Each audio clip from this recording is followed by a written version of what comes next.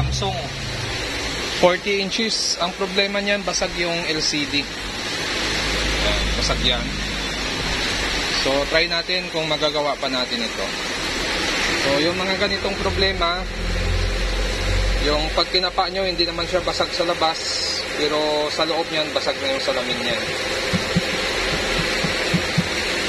So ito yung power supply natin. Tapos ito yung mainboard niya, maliit lang. Tapos yung gamit na panel ay ganitong klase naman.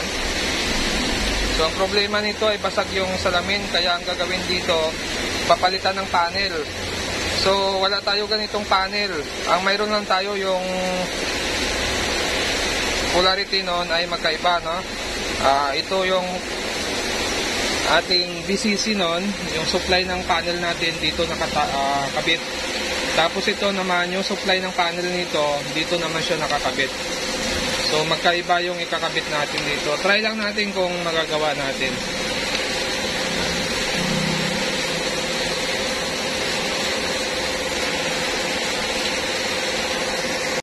Okay.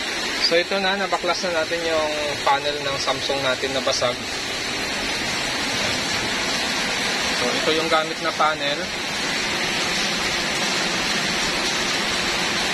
Kaya lang, wala tayong ganitong panel. Yung gamit niya ay ribbon sa LBDS. Ang mayroon lang tayo, yung panel natin ay yung pang LG PCL. Yun, mayroon tayong ganon. So, tinry natin ikabit. Ito. Innolux 40 inches. Tapos ang LBDS nito, ito yung positive niya. Tapos yung sa Samsung naman, yung positive nun dito. So magkasalungat sila ng supply ng LBDS. Pero pagdating sa signal, parehas lang naman sila ng signal. Wala ka naman ibang babaguhin dyan. Kaya lang medyo nakakalito lang yung connection nito. Pag hindi mo talaga kabisado yung pag ganito, yung magmo-modify ka, babaguhin mo yung connection or magwa-wiring ka, medyo nakakalito yan.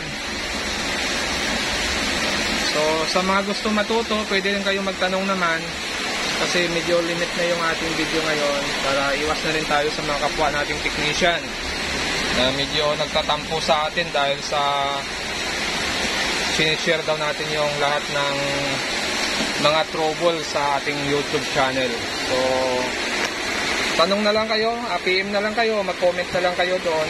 Kahit pa paano, mabigyan ko kayo ng guide siguro. Pero hindi sa lahat ng oras makakasagot ako, ha, kasi busy din tayo.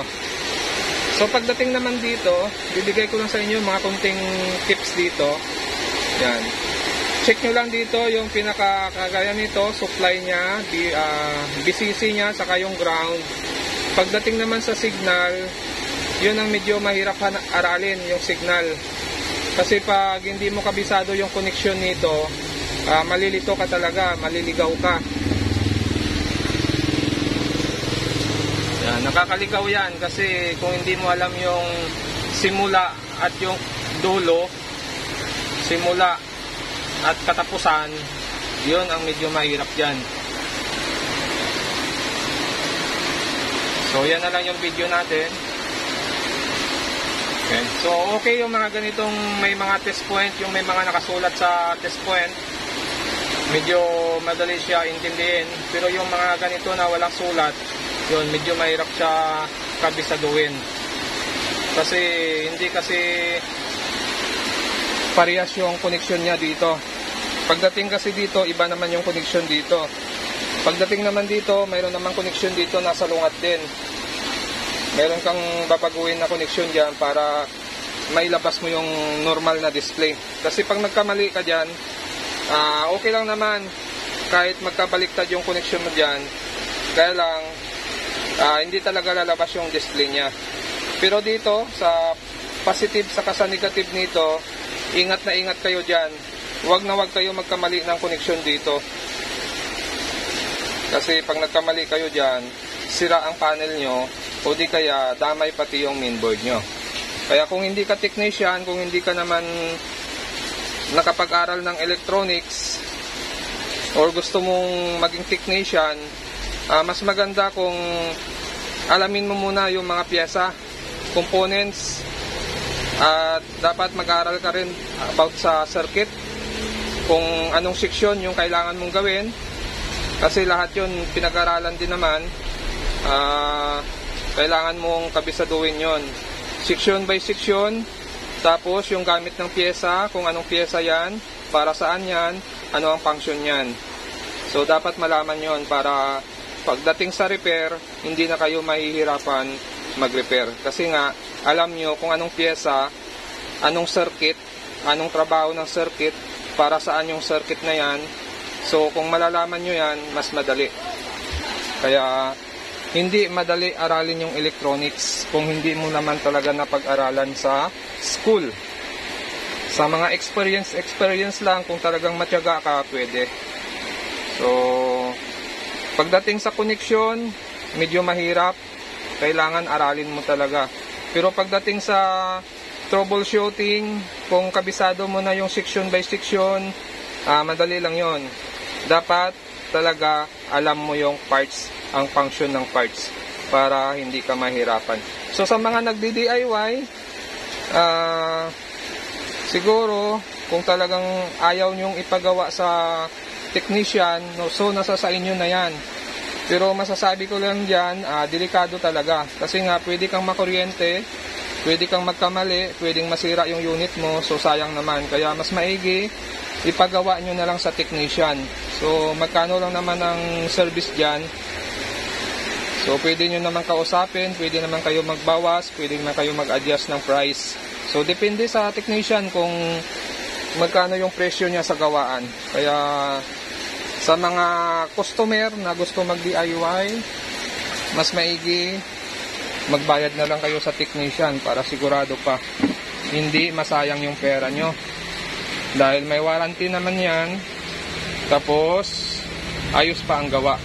Kaysa mag-DIY kayo, pwedeng magka-problema pa yung unit nyo. So dagdag gastos yan. Ang problema sa online, kasi minsan may nag-order sa akin ng board, hindi naman pala board ang sira, hindi nagtatanong sa atin, order lang sila ng order. So ayun, pagsalpak dun sa kanila, same issue, sabihin nila sira yung board. So yun ang problema pag nagdi-DIY kayo.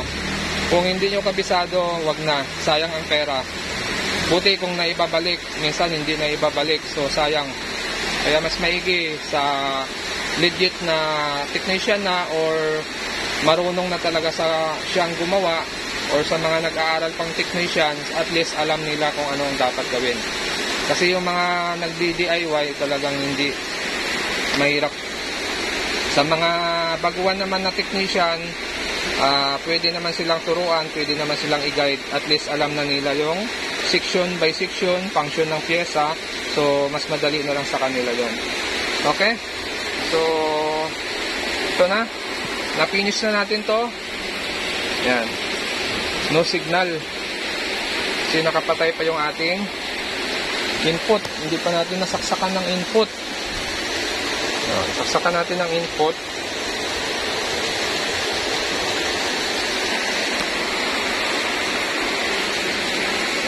Okay na siya. So kung bago lang kayo sa aking channel, huwag kalimutan mag-subscribe. Sa mga may katanungan, pwede kayo mag-message, pwede kayo mag-comment dyan, tanong, pero hindi ka agad-agad sumasagot ako. Minsan yung mga tanong nyo nag-notify sa akin, pero minsan hindi. Kaya yung mga ibang tanong, hindi ko talaga nasasagot. Lalong-lalo na sa mga mga luma nating video. Pag nag-comment kayo doon, pag nagtanong kayo doon, minsan hindi ko yan nasasagot kasi nga hindi siya nag-notify sa atin.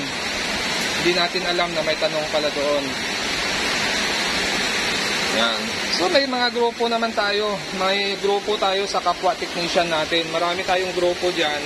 Pag may kailangan kayong tanong, tanong nyo na lang. At sa mga grupo naman natin, kung may alam naman kayo, i-share nyo naman kung kapwa naman nating technician yon. At wag naman natin silang lukuhin or pagtawanan kung nagtatanong sila kasi mahirap din naman. Share na lang tayo. Okay.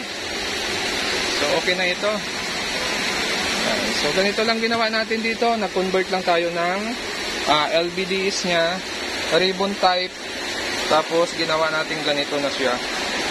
Dahil magkaiba yung panel natin sa original na panel niya. Okay?